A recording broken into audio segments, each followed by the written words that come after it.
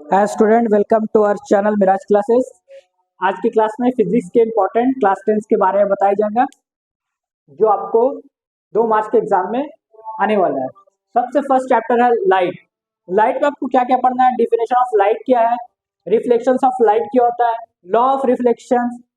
उसके बाद आ जाइए आप मिरर। मिरर क्या होता है, कितना टाइप्स ऑफ मिरर होता है। एक स्फेरिकल मिरर होता है, बीच से कट करते हैं तो 2 पार्ट मिलता है उसका, एक कॉन्वेक्स मिरर हो जाता है, एक कॉनकेव, वो पॉलिश पर डिपेंड करता है।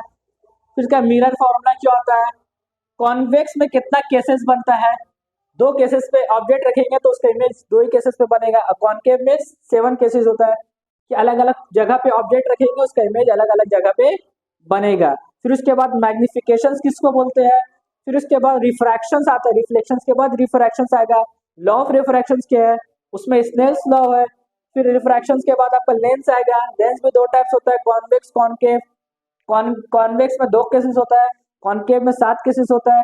फिर रिफ्रैक्टिव इंडेक्स किसको बोलते हैं, पावर ऑफ अ लेंस क्या कहलाता है, साइन कन्वर्जन है। फिर फॉर्मूला है लेंस फॉर्मूला। लेंस फॉर्मूला के बाद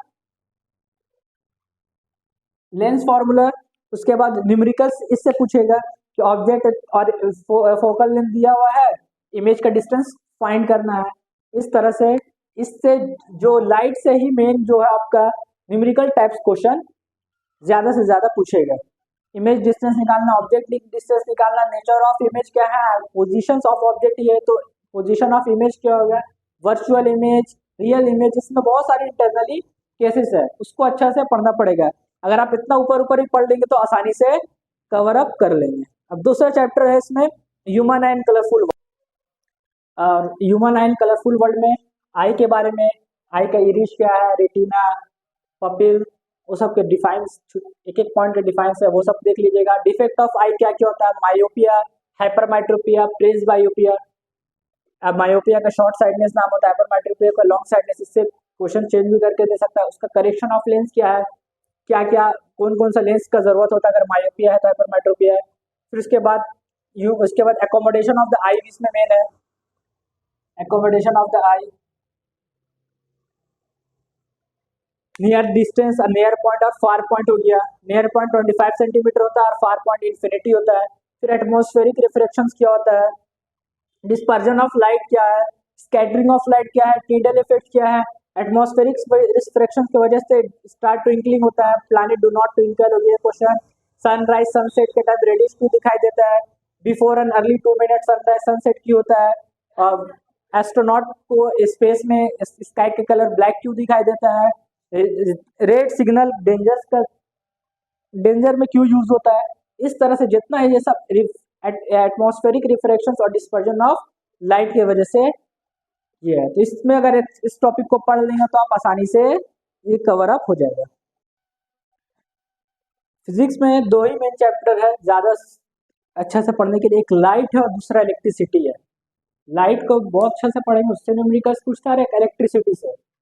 बाकी ह्यूमन एंड कलरफुल वर्ड से खाली डिफिनेशन टाइप्स ज्यादा पूछेगा, और मैग्नेटिज्म जो इसके बाद वाला चैप्टर उससे भी डिफिनेशन ज्यादा पूछेगा। इलेक्ट्रिसिटी में चार्ज क्या होता है, कितना टाइप्स ऑफ चार्ज होता है, चार्ज का एसआई यूनिट क्या है, कूलम। फिर करंट क्या है, करंट का फॉर्मूला, करंट का एसआई यूनिट। पोटेंशियल क्या है, पोटेंशियल डिफरेंस क्या होता है। फिर उसके बाद आता है Ohm's law. Ohm's law most important है इसमें, ओम्स लॉ क्या है। फिर उसके बाद आता है रेजिस्टेंस। रेजिस्टेंस क्या है, रेजिस्टेंस का एसआई यूनिट क्या होता है। फिर आता है resistance in series, resistance in parallel, total equivalent resistance कितना होगा। Factor affecting of the resistance, resistance को कौन कौन चीज अफेक्ट कर सकता है। रेजिस्टिविटी क्या होता है उसमें आया। फिर जूल्स लॉ ऑफ हीटिंग क्या होता है, पावर क्या होता है। फिर इसका रिलेटेड में बहुत सारा फॉर्मूला रहता है, उससे न्यूमेरिकल्स पूछेगा। न्यूमेरिकल्स यही 2 चैप्टर से, एक लाइट से और एक इलेक्ट्रिसिटी, यही 2 चैप्टर आपसे न्यूमेरिकल्स पूछेगा। इतना टॉपिक को अच्छे से कर लेंगे तो आपका इलेक्ट्रिसिटी आराम से हो जाएगा। अब नेक्स्ट जो चैप्टर है आपका इलेक्ट्रोमैग्नेटिज्म। मैग्नेटिज्म क्या होता है, मैग्नेटिक फील्ड लाइंस क्या है, उसका प्रॉपर्टीज क्या है, मैग्नेटिक फील्ड लाइंस का 2-3 लाइंस उसके बारे में लिखना है। इलेक्ट्रोमैग्नेट क्या होता है, अगर कोई conductor straight conductor current carry कर रहा है, सर्कुलर लूप है इसमें, फिर उसके बाद current carrying conductor place in uniform magnetic field, उसकी इलेक्ट्रिक मोटर उसके बाद है। फिर इलेक्ट्रिक मोटर के बाद फिर right hand thumb rule. Right hand thumb rule के लिए किसके लिए, एक स्ट्रेट रॉड में करंट पास हो रहा तो ये इसका डायरेक्शन पता करने के लिए राइट हैंड थंब रूल। और अगर कोई मोटर इलेक्ट्रिक मोटर्स क्या है, अगर हम लोग को करंट का पता करना है तो उसके लिए हम लोग को Fleming left hand rule use करेंगे। उसके बाद हॉजवुड सर्किट। हॉजवुड सर्किट क्या होता है, वायरिंग के बारे में, live wire, neutral wire, earthing क्या होता है, और उसके बाद फ्यूज, इलेक्ट्रिक फ्यूज क्या है। तो आपका ये पूरा कवर अप मैग्नेटिज्म हो जाएगा। अगर ये टॉपिक को आप फिजिक्स केमिस्ट्री का अच्छा से कर लेंगे तो आपको आसानी से कम टाइम में आपका साइंस में अच्छा से अच्छा नंबर आ जाएगा। Thank you.